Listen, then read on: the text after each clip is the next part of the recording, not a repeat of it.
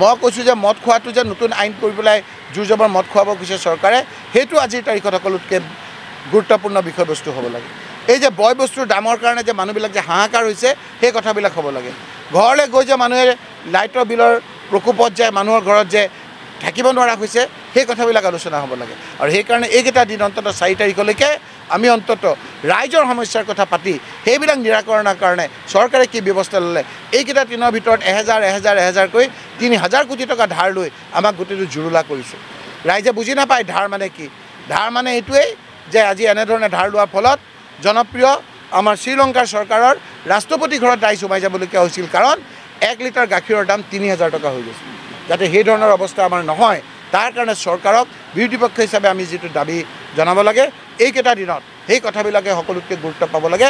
সাংবাদিকসকলকো মই অনুৰোধ কৰিম যে আপোনালোকে নিৰ্বাচনলৈকে 4 তাৰিখলৈকে কোন জিকিব কোন হাৰিব যিহেতু আমি ক'বও নোৱাৰোঁ, আমি এক্সিট পোল এতিয়া দেখাব নোৱাৰোঁ, আমি সেই নিৰ্বাচন হোৱাৰ দিনৰ পৰা দেখাব পাৰোঁ। এইকেইটা দিনত অন্ততঃ চৰকাৰখনক অলপ সাৱধান বাণী শুনাই মদ খাবলৈ যে বাধ্যতামূলক কৰাব খুজিছে, এনেধৰণৰ কথাৰ পৰা বিৰত ৰাখিবৰ কাৰণে এটা পৰিৱেশ কৰাৰ কাৰণে আপোনালোকৰ যোগেদি মই চৰকাৰক অনুৰোধ কৰিছোঁ।